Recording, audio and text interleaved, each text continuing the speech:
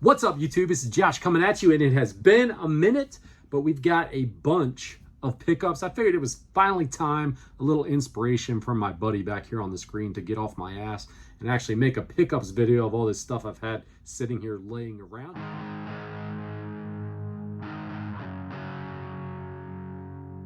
So welcome back in. So like I said, we got some pickups here. Has been a while. My goodness, I'm so excited I can't even speak. It's been a while since I've did a video. Honestly, just haven't had any inspiration to get in and record anything. Between that and just being so freaking busy, life seems like it has kicked up a notch for some reason. I don't even know why, but just home, things going on here, things going on at work, all that stuff. Adulting really blows, doesn't it, everybody? The beer we have for this pickups video, though, it's one I've been holding on to for a little while. And you'll see why here. We've got the Crabnobi. This is a New England IPA. And I decided to go with this one rather than the other one you'll see here in a minute because I've already been drinking a few IPAs. I got little rosy cheeks going on, if you can't tell.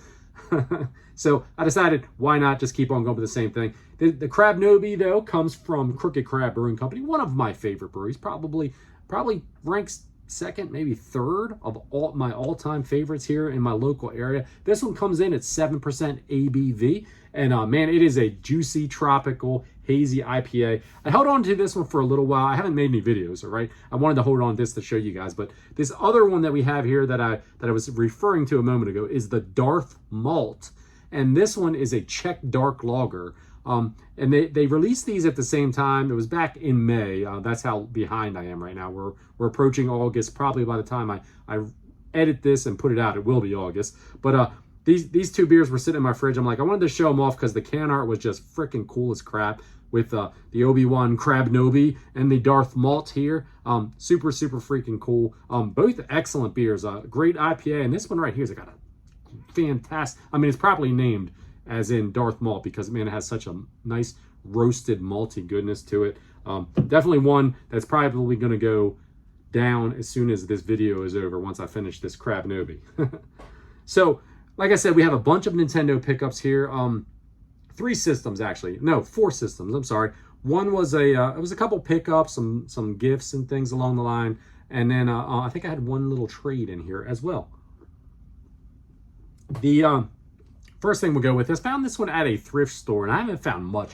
Now, granted, I haven't been going out to thrift stores nearly as much as I was because, number one, I haven't had a lot of time. But when I do go, it just seems like I don't find anything anymore. I used to like clean up at the thrift stores. I would go in, and there would always be at least a couple of games that I was either looking for or that I could flip or do something different with.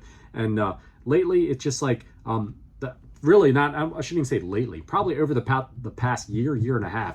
I think the thrift stores finally figured out that video games have a little more value, and they just don't put things out. The Goodwills don't put anything out anymore, so I've almost completely stopped going to them altogether. And a couple of the other local thrifts either they've priced them up or they're just not putting stuff out. Maybe they're not even getting stuff. Maybe that's just the deal too. But this one right here, I only picked it up because it looked like a fun game, and it's for the Wii. So we've got Order Up. It looked like a fun little game, so I decided to take a chance on it. It was tag day, so I got it for 50% off of the price. I still paid, I think it was $6 for it, because they've some of them, like in this one in particular, they mark them at different prices now. So this one was at $12, but it was at a tag day, so they took half of it off, $6. I grabbed it anyway, just because it's one that I had never played before. It's kind of cool. You run your own little restaurant, and you use the motion controls, obviously, because it's on the Wii, to do different tasks within the kitchen to create the meals and stuff like that. And then as you make more money, you can buy different restaurants and kind of move up the chain in becoming a famous, I guess, owner of a chain of restaurants or something. I don't know. But it's kind of cool. It plays into the Wii style of controls from back in the day. And this was one that I'd never heard of before, so I'd never played it. So next up, we actually did a trade a while back with Retro Gamer Knee. I will link him in the description. If you guys have never checked his channel out, please go over and check his channel out. A while back, he had reached out to me about some things that I had up for trade. I sent him his way. I didn't really work out with him exactly what he was going to send my way, just because at the time I was like, I don't really know like the things that he had posted. I was like, I'm not sure if I really want or need any of the things that you have here. but I wanted to get those in his hand because they were games he was excited to get in his collection and play. So we sent it on the way, and I said, hey, when something comes up later on, we'll check it out. I decided to check out a couple of the games that he had, and this is what he sent me in my direction for the trade. It's been a while back, so I don't know, you probably have to go back through his videos a little while in order to actually see what I sent him. But anyhow, this was my end of it. We had a couple of Super Nintendo games. We've got Star Trek Deep Space Nine. This one was based off of the Deep Space Nine series that was out back in the 90s. One that I had no idea what it was about. I did watch a couple of videos on it prior to making the trade just out of curiosity's sake, and it really kind of intrigued me as far as it's like a side scroller, and you have different puzzles and different exploration methods where you're going through the space station. You're like fighting like a terrorist organization, and you have to figure your way out how to do what you got to do. It's got, like I said, it's a side scroller. It's got puzzles. It's got action. It looked kind of neat. The sound and the music on it really was kind of wild to me. It just had like its own little kind of vibe. So I thought that was kind of cool. So I figured, what the heck, nice copy of it, and pull the trigger on it and check it out and see what it's all about. Never played it before. The other game that we had was another one for the Super Nintendo. We got War 3010. This is a strategy game for the Super Nintendo. Once again, another one I'd never heard anything about. I actually have only dipped into it slightly a little bit. I know that you can buy like ships, and it's all in space, so you can buy like spaceships and work your way up to having space stations. And like I said, it's a strategy game, so when you're countering your enemies, you have like a tile based, from what I saw, and it has different like kind of cut scenes in it. Need to spend a little more time with it to see if it's something that is up my alley for sure or not. A little slow paced for me to begin with, but definitely was cool to make a trade with him. Dude, I appreciate the trade that you made with me, and two great condition games to check out, and the one I was really actually enjoying so far. So next up, we got some N64. Now I'm going to be totally honest with you, because it's been a lot of months that this stuff has kind of been sitting here waiting for me to get off my ass and make this video. I don't actually remember where I got some of these, and what I mean by that is I had a wedding anniversary that came by in the months past since I've been holding on to this stuff, and I've had Father's Day went by. So I did get some gifts from my wife and from my kids for those two occasions, video game related. And there were some N64 games and some original Nintendo games. So we're just gonna do the 64 games first, and then we'll do this big stack of NES that we have over here after the fact. So I know this one because it came from my daughters went out and picked it up, and this one is a CIB copy of Iggys Wrecking Ball. Now, one that I didn't have for the Nintendo 64. I don't really necessarily collect boxed copies of for the 64 because the majority of my collection is loose, but they couldn't find anything off my wish list, and this was the one thing that they came across. So it's in really great condition. I know the shop that they got it from. When I got it, I was like, man, this thing is like sparkly. I opened it up like I do with all my cartridges, and it was like, man, this thing's clean. I did a little quick once over with it, put it in my machine, and it wouldn't work. And I'm like, what the heck? I did that like 3 or 4 times, and I kept trying to get it to work in my 64 that I have hooked up back here, and I could not for the life of me get it to work. Took it back up to the shop because I know where they got it from. They were like, all right, yeah. So they pulled their system out to test it.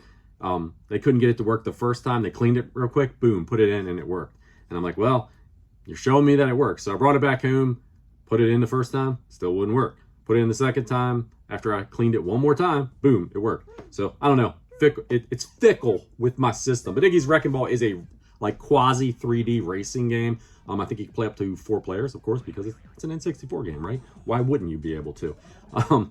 It's not really my cup of tea so much because you're basically the balls and you're rolling around, and it has different, I don't know, maybe I didn't figure it out correctly yet, but you have to get to the end of the course, in a race, and you can roll down and jump over different obstacles, and you can jump up to different levels, and it kind of like 2.5 3D style of racing arena. So cool copy though. And like I said, while I'm blathering on, you'll have seen some B-roll of the copy because they got a really nice condition copy of it for me. The other 2 games that I have for the N64 here, like I said, I don't remember which one of those events I got it from, but we got Powerpuff Girls Chemical Extraction, one of the more inexpensive games that I still had remaining that I need out of the 64. I'm actually not sure. I'll put up here how many away I am after adding these to the set now. It's not that far. I'm getting closer and closer, but Powerpuff Girls is a 3D fighting game. Now, I didn't like the controls in it. It just feels weird. It doesn't feel right to me. There's way better fighting games that you can play as a rule. There's probably better ones on the 64 for that matter. I mean, the wrestling games alone are freaking awesome wrestling games. Well, about half of them, 3/4 of them are anyway. But this one you play as the Powerpuff Girls and the other characters from that universe, from that Cartoon Network cartoon from back in the day. Cool cartoon, not as cool of a game. Glad to have it in the N64 set though. Here's the one that you'll probably be surprised that as close as I'm getting for the N64 set that I did not have yet, and that was Castlevania, the first one. I have Legacy of Darkness, which is the one that's far more harder to track down, a little more salty than this title, because this one isn't a super expensive title as well. This was the transition of Castlevania to 3D. You know, once again, if you're talking normal Castlevania, there's like tons of games that are way better than the 3D version that is here on the N64, but it's different. They were trying something out that was different, and not everything works on it, but you know, it's another Castlevania adventure. Got to go kill Dracula, folks. So moving on to the NES, we have about 18 games here in the stack. We should be able to add 16 to our officially licensed set because one is a variant and one is an unlicensed game. We're going to take a little sip off of this, and we'll start talking about what we picked up here.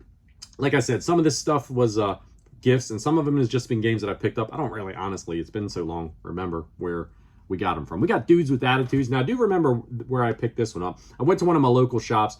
One of them that actually has just relocated within the last couple months to a different location. So I finally got to the new location. Just wanted to check it out, see where exactly it was, and see what they had. They did have some unlicensed games there, but they were the moolah games that they had in the store. And at the time, I was just like, I don't have the money. I've got other things that I have to kind of focus on, so I'm not going to do that. But I did want to pick something up while I was there, and I saw this one. This one was relatively inexpensive. I think it was $12 or $13. Dudes with Attitudes. This one is an American Video Entertainment. It's got a nice label on it, and that's one of the reasons why I went ahead and grabbed it, because every time I see this game, I always see it like destroyed. The label, either the top or the front label, has some issues with it. This is a puzzle game. It's kind of, to me, it kind of like reminds me of like a Breakout in a way. You have to bounce a ball around, and there's like these different colored faces around the thing, and you have to knock them out, but your ball has to be the same color as the faces that you're running over. So you have to be conscientious of where you're knocking the ball around to try to get them out in order to clear the puzzle stage. So kind of a different concept for sure. Probably not, I could see why, you know, there's way better puzzle games looking at you know, Dr. Mario or Tetris on the Nintendo than this is, but pretty cool that they came up with something different.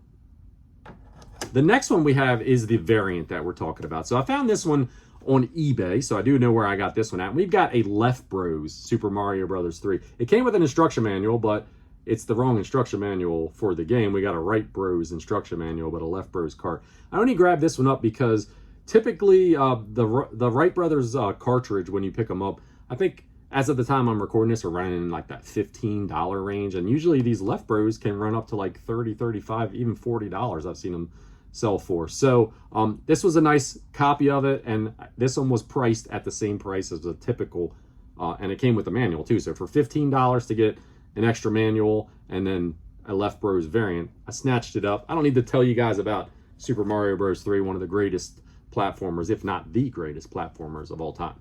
So the next one we picked up, licensed title for the Nintendo, is this one's counting towards the set as well. This is Thriller Safari, TNC Surf Design 2. Big departure for this game from the first game, to be honest with you. I grabbed it up when I went up to the game store. I was telling you about the Iggys Wrecking Ball. When they were checking things out, they actually had this in their case, and I was like, it's one I don't have, not too expensive, so I did snatch this one up from them. This game is notoriously hard to find in a decent condition with the label, and this one has a pretty good label all the way around top and front. So I was like, I gotta get it anyway. Probably would have got it anyway. Well, if it was wrecked, I probably wouldn't have got it, but you know what I'm saying, as long as it was decent. And this one's actually pretty good. So, but the departure from the first game is more of like a sports game, right? You had a level designed just for skateboarding, a level designed just for surfing, right? And that was kind of the charm of it. I remember as a kid, a lot of nostalgia for the first TNC Surf Design game. This one I had never played as a kid, never heard of it. I'm pretty sure this was probably a good bit later of a release than the original Activision LJN game. This one right here is more of a side scroller. You roll along your Thrilla, your girlfriend gets kidnapped, you have to get her back. So you're rolling along through the levels, you're either surfing or you're skating through the levels. It has different things where you have to dodge and get around enemies that you have to conquer and beat to move on to get your girlfriend back. But glad to have this one in the collection. So up next we have Hatress. This is a puzzle game. It kind of reminded me in a little bit of Yoshi on the original Nintendo. A little bit different from a sense of, in Yoshi you're Mario and you have like, you can flip the two rows of items around as they come down and stack up in order to catch the things that are falling, because it'll drop two items at one time. This game is sort of the same. It drops two hats at a time and you have to stack it's like 6 or 7 different types of hats and you have to stack them up. I think it's 4 high to get them to go away to get points to clear the level out. So they come down, you can flip them around, but just you have to stack them up. That's what it is. That's the premise of Hatress. Not a bad game. It's kind of fun, kind of a fun puzzle game. This one had a Video King label. Back in the day when I was first started collecting, I would clear all my labels off, but some of these old ones look pretty cool, so I decided to leave that one on there as well. But Hatress for the Nintendo. So next up we have one that I got for my wedding anniversary. We got Rad Gravity. The wife found a pretty nice copy. Very good label all the way around. The last few of these that I've come across also had some really bad label issues as well. I don't think that one is like a rule for it the way Thrilla's Safari typically is, but just my luck as the ones that I've found. But this one is an action platformer, side-scrolling platformer. You work your way through different planets as you work your way around the galaxy, and as the big-headed man, Rad Gravity himself, you know it's going to be a good game when it's got Rad in the title, right? There's different weapons and stuff that you can use as you go through the game. The environments kind of vary. Different planets have different gravity levels, so you can kind of there's some of them where you work through them upside down. There's some of them where you can jump higher than other planets. So kind of an interesting adventure. Now I haven't worked my way through it super far. It's kind of a tough game in my opinion, but you know, I'm also old and, you know, not a hardcore gamer like I used to be. But Rad Gravity for the Nintendo. Happy to have it in the collection. The next one is another one that was gifted to me by my wife and kids for, I think, Father's Day. We got Captain Planet and the Planeteers. Nice copy as well. Super stoked to get this in the collection. This was one of the ones I've kind of have them broke down mentally, like which ones are like a little bit cheaper and which ones are going to cost me a little bit more money that I need to still gift for the set. This one was on the lower end of the ones that I still needed. In Captain Planet, it's kind of like a hybrid game because it's like a shmup in some levels, like you're controlling the planet ship, Captain Planet ship, and you side scroll across the levels and you can shoot at enemies that are shooting back at you. You can also reverse and kind of move back just to give it a little bit of a different twist. And then there's other levels where you actually play as Captain Planet himself, and those are kind of more like a free roam, like action style of level. But I believe there's 5 stages in this game to work through. I haven't worked through them all yet. I've worked through the first couple, and that's how I know it's like a split of this style of game. But kind of interesting for sure. It's really cool with some of these older NES games to see that, like 35, 40 years ago, the kind of concepts that they were coming up with that are just so commonplace in games now. And this is one of them. It's got a varied gameplay. It keeps things interesting for the player. The next one I got is another one that was a gift from the family. As I said before, we got Brennan Stimpy Buckaroos. This one actually came with this big clamshell, this plastic clamshell case, universal game case with a nice cover in it. I typically really don't collect these either, but since it was a cool gift and it was kind of like a package deal, we have that. So we'll display it over here with the collection. But the cartridge itself, beautiful condition as well. Off the top of my head, no idea. I know this one's not a super expensive game, but I don't think it's at the bottom of the barrel either. From a gameplay standpoint, you play as Brennan Stimpy, the old Nicktoons. This was like one of the, in my mindset as someone who lived through that era in the early 90s of the Nicktoons and some of the wild cartoons that they put out. They were like one of the original like raunchy cartoons, like a few years before. More gross than raunchy, but you play as Brennan Stimpy in the game. Obviously, the first level you play as Stimpy, and Ren is like a free walking level, so he's moving along, and you have to do different things to manipulate it so he can work his way through the level to the exit. It also has like a shmup level, which is kind of like a simple shmup level, but where you're controlling like a spaceship and you're running through the levels. Beyond that, I haven't played any more of it than that, so I'm not sure if the levels continue to vary or not, but it's kind of goofy, just what you would expect from a Ren and Stimpy game. The next one we have here was the last one that I got for an anniversary present from my wife.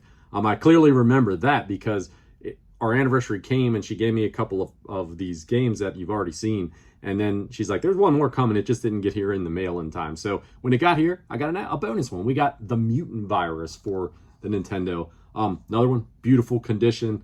Couldn't be more happy with that. One that I had never played before, popping it in here for the first time. It's kind of different. In the story, there's some kind of computer virus spreading, so they shrink you down and they put you inside of the computer so that you could fight the virus. You have like a free-floating, you're like a free-floating little guy that floats around each stage, and the virus kind of spreads across these like cells within the stage, and you have your gun to kind of shoot at it, and then it's like an antivirus thing that kind of kills the virus. As it progresses, once you clear a stage, you could go out through like another entrance and you'll go into another board, and they progressively get harder and harder. There's other obstacles that start popping out where like little viruses that'll actually chase you around. You can actually shoot some viruses and turn them around, turn them to like an antibody that will help you with clearing the stage. So I didn't play enough of it to get too deep in it to where I could say it has like a lot more story or a lot more volume than what I just explained to you was, but it seems like a pretty neat game. It's definitely one I want to explore a little bit more. Next up, we got one that I sniped off of eBay. We've got Formula One Built to Win. This one came with an instruction manual. It was fairly low. It was less than what the loose cart price was, and it came with a manual. So I was like, I'm gonna definitely wait for the last second and try to boom, make a bid on it and win this one. And hey, guess what? I got it. Super clean copy as well. Great label on it. This game is actually kind of interesting. If you like racing games, this may be a good one for you on the Nintendo. This one right here, as you progress through the game, you start with like a Mini Cooper, and you have to progress through winning games to earn money to upgrade your car. You can upgrade like the different gear, your boost, your body style, your tires, all that kind of stuff on your car. And the more you win, you can also upgrade other things like your nitrous oxide, your top speed for your vehicle, different stuff like that. You progress up to faster cars. At some point, you get to like Ferraris and things of that nature. It has, I believe the story is you're working through the United States Championship, and then once you do that, you go to like a World Championship after the fact. It also has a free play mode, so you can just get on the track and just run. It doesn't have other cars that you're dodging or that you're racing against, but kind of a neat game, kind of a little bit ahead of its time for this era, for like an F1 or for this style of racing. So pretty cool. Now this one I clearly remember picking up as well because I got this one off of Mercari, and we're on the same track that we were a minute ago. And no pun, I didn't even mean to make that pun, right? It's the same track. We got Indie Heat. This is another racing game, Danny Sullivan's Indie Heat. Pretty clean copy as well. I clearly remember getting this one off of Mercari though, because this sticker was not on this freaking cartridge when I bought it. It showed this label as clean, and the sticker was sitting like somewhere else on the back. It was like up here, up top, and then when I get it, it's on here. And I'm like, I don't want to peel it off because I don't want to F the label up, and that's what'll happen. So I plan on keeping it in my collection anyway. So that, not a big deal. I didn't make a big deal out of it. It wasn't a bad price at all, so I picked it up. This one really reminded me a lot when I played it of Super Off-Road. I don't know if you guys are familiar with that game. I have a lot of good nostalgic memories of that game in the arcade because Super Off-Road, you had like a 3 or 4 player. I think it was 3 when it was the stand-up, and I think they even had a tabletop arcade of it, which was like 4 players if I'm not mistaken. But you had a steering wheel and like gas pedals where you could mess around with it. I remember just spinning those wheels. It was just a lot of fun, running through the tracks. But it has that same kind of vibe. Another game is similar is a Tengen game on the Nintendo called Super Sprint. So you have that same kind of overhead view. You're racing against 3 other cars, and you kind of go around the track that way. You can pick up boosts and different things like that while you're running around. But pretty fun game, pretty solid game. I recommend it if you like that style of game and you see this one and you can get it for a good price. Grab it up. Cool game. This one, I don't actually remember where I picked this one up. This wasn't a gift. I'm pretty sure I picked it up and bought it from somewhere. But we got Silkworm. The only problem with this one is the top label has a little bit of, I don't even, it's complete, but it's like a little lifted and kind of weird. But one that I didn't have in the set, so I went ahead and grabbed it up anyway. In Silkworm, it's a side-scrolling shooter. You can play as either the helicopter or the Jeep, or if you play 2 players, which I haven't had the luxury of getting anybody to play with me to try it, you can play, one of you can play as each at the same time. They're both similar, but the same. Like the Jeep, you start off with like a cannon that can shoot it at various angles, and the helicopter, you start off being able to shoot forward, and then you can pick power-ups that let you shoot forward or kind of diagonally down. But what more can you say about it than that? I think the story is like a loose storyline about like some kind of evil supercomputer or something that's taken over the world, and you've got to save the world, right? That's what all these games are about. We got to save the world one game at a time. Cool game though, definitely one that I was stoked to get in the collection. Yet another one here that I picked up off of eBay because it was freaking so dirt cheap. I had to grab it up. When I saw it, a lot of times with eBay, when I know I'm going to go on there and see if I can find something, I'll go on and go to the buy it now newly listed listings, and once in a while I get lucky if you can beat somebody else to it. And I feel like that must be what I did with Stanley here. The only drawback to this game, as far as the condition, because it's got a nice label on it and looks good, is you can see the back has a little bit of like redness here, but it was like completely like colored in with like a red like marker or something. I was able to clear it off to that point to save the label. I'm satisfied enough with what we got here. In Stanley, The Search for Dr. Livingston, you play as, believe it or not, Stanley. And you're looking for, believe it or not, Dr. Livingston. You have to explore through like the jungle to find my man, Dr. Livingston. Has a different kind of map that you explore as you go along. And when you hit an area where like there's a key element, it goes to a side-scrolling platforming adventure. You have to find a set of keys to unlock the temple in that level to progress to the next stage. So as you explore through the different stages, there's a bunch of different types of enemies that you face. You can upgrade your ability to attack and your ability to travel through the level with different things. I haven't progressed far enough in it to get to some of the cooler parts of the game from what I was watching a YouTube video on, but was glad to pick it up for the price that I grabbed it and get it in the collection. Next up, we have Street Cop. Street Cop is a game I had never heard of, and probably because it was a power pad only game. I have a power pad. I got that a while back from someone in a trade. I did not hook the power pad up to play the game. I probably should. It would have given me a better idea of what the game is about. I know you use the power pad to control the street cop, and you walk around, you can move around the different stages, and you have to find the criminal in the stage, and then you have to apprehend the criminal. And then I think when you do that, it opens up another criminal, and you do it all over again. But good condition copy of the cartridge. Not sure that I'll break the power pad out that often to play it, but could be fun. Could be fun just to break the power pad out and try all the power pad games at some point in the future when I get them. But I'm glad to have it in the collection. Needed it to get that complete set. But, you know, maybe we could put this on an episode of CRT Saturdays if I ever get back around to making them again. Up next, we have Power Punch 2. And you see the man right there on the cover. That is initials MT Mark Tyler, heading for the Intergalactic Championship. This is a crappy boxing game. Maybe not the worst on the system, because there's a couple other ones that come to mind that really aren't that great to be, in my opinion, either. But it's definitely no Punch Out, right? And that's what they were trying to portray with this by calling it Power Punch 2, because there is no Power Punch 1 on the system. And then the protagonist right here on the front, you know, they were just trying to sell copies of this off of the popularity of Punch Out.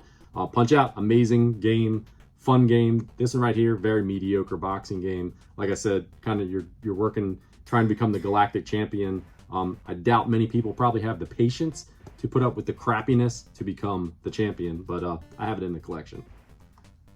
Now here's one that my wife picked me up for our wedding anniversary. One of the coolest ones of the bunch. She really did go overboard a little bit for me for this year with some of the stuff she got for me for the anniversary and for Father's Day. But Isolated Warrior, very cool, really great condition copy once again before we jump into what the game is all about. But very cool isometric viewpoint shooter. You're trying to stop an alien invasion. You play as my man right here, the Isolated Warrior. I don't know what in-game his actual name is, but the isometric viewpoint, though, you got all kinds of different power-ups that you can get for different styles of of weapons.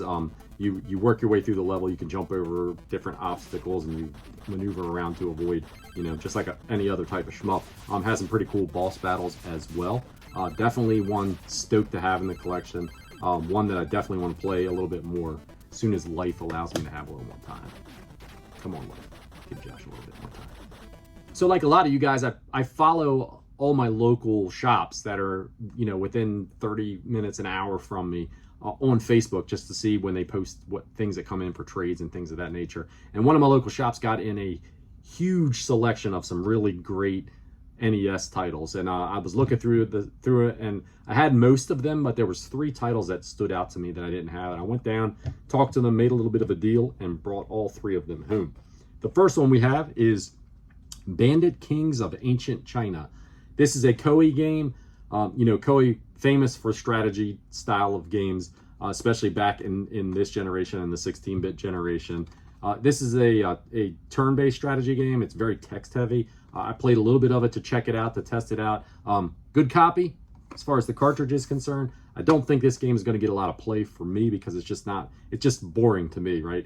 Back in the day, if this was one of the few games that I had, one of the 10, 12 games that I had as a kid to play, I probably would have sunk a good bit more time in it because we had more time and they were what we had to play. So, but I doubt this one's going to get much play, but I'm glad to get it into the collection. It's not one that's easily seen all around, at least from what I see. It's only popped up a couple of times for me without obviously going onto like eBay or something to pick it up. The next one we have from that pickup is another Koei game. We have Uncharted Waters. Another one, fantastic condition copy. This one is also a strategy game. It's sort of like a sim game too, though. You play as a pirate, right? You explore the Caribbean or the Atlantic Ocean, whatever it is. I think you start off actually in Spain or Portugal or one of those countries when you first start off. But you essentially, when you're in port, you can walk around, you can talk, you can hear different rumors about different things that may be interesting to you for your exploration. You can buy supplies and things. You can make repairs to your ship, and then you head out to sea. When you're out to sea, you know, anything could happen. You're kind of exploring the ocean. You can battle other ships. You can get hit by a hurricane, a storm, or something of that nature. There's all kinds of different things that happen, but you want to find different ports of call and do some exploring and build yourself up. It's kind of it kind of has some RPG elements because when you first start the game, you build your character. Like you pick your wisdom, your charisma, all the different traits that you would expect with like an RPG style of game. But haven't sunk enough time in it to see if it's my cup of tea or not. But the sim part is definitely a little bit more interesting to me than the strategy style of it. But pretty cool to get it in the collection. Once again, great condition. Up next, we have another Koei game. We have Gemfire. This is one picked up from the same place that I picked up a couple of these other bangers that I have here. Different pickup though. Just went in, was shopping for a friend, right? That's what we all say when we go to the game store. We're shopping for a friend. And they actually didn't even have this one out in the case yet, but the guy that runs the shop, he knows that I'm going for the NES set. And he's like, hey, I might have something in the back. He pulled a couple of bigger ticket games out, one of which I already had, but I did not have Gemfire. So I picked it up. This is, as Koei is famous for, another strategy style of game. This one's more of the medieval style because you have archers and soldiers, and you can have magical creatures on your thing. Basically, you build your army. You have different provinces and territories that you attack, almost like in a Risk style manner. It's the same as like the same style of strategy game as is typical, like Bandit Kings or Romance of the Three Kings. I think that one's the same way. A lot of them are like that. This one right here, I guess it has its uniqueness in the fact of the theming that it is. You basically control the provinces. You have to earn money, get resources, build your army, and then, you know, it cuts to when you attack another neighboring province, it cuts to a battle scene, and, you know, strongest army wins. So we've got Gemfire. Very cool to get this one in the collection. And finally, the last game we have from that pickup is Chubby Cherub. This is a 5-screw cart. Pretty sure that this one only came out in 5-screw. Really nice label on it as well. This is an earlier release title for the system. You play as the little cherub guy. You got a little bow and arrow you can shoot at enemies. It's mostly better, I think, to avoid the enemies from what I played of it. But you have to go around and you have to munch on these little like fruits and candies and things of that nature. And you're working through the levels to rescue your friends as you go. It's a pretty tough little side-scrolling platformer type of game. I don't know if you call it a platformer. It's more, maybe it's kind of like a shooter too, because you're kind of floating along instead of jumping along. So different game for sure. Stoked to get it in the collection, but very cool. I got a really nice stack of Nintendo here out of this. So all in all, we got a good bit of games here for the Nintendo across these 4 systems. 1 Wii game, 2 Super Nintendo games, 3 N64 games, and I think we were able to add 16 new games to our collection, and then of course an unlicensed and a variant that we needed as well. So I think we're up to 617 original Nintendo games out of 677, so about 60 more to go. Not bad at all. We're almost out of beer too as well, so I'm gonna sign off on this one, you guys. I'm gonna say thanks for tuning in. Thanks for sticking with me. I know this was a long video, and hopefully I'll get off my butt and get a little more content out to you. I know I got a couple other things that are cooking. They should be out. Hopefully it won't be too long before you see another video after this one. Until next time, everybody, take care of yourself. Cheers.